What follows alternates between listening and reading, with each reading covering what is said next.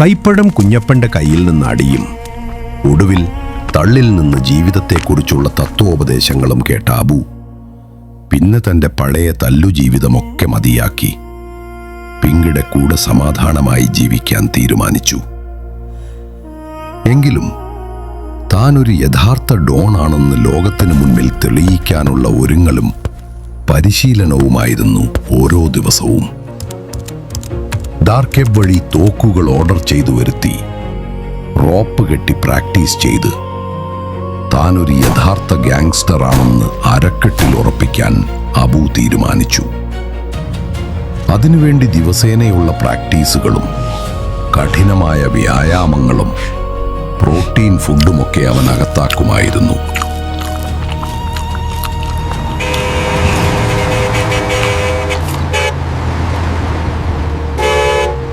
അങ്ങനെ ഇരിക്കുമ്പോഴാണ് ഷാജി പാപ്പൻ എന്തോ വലിയ വള്ളിയുമായി അങ്ങോട്ട് വന്നത്.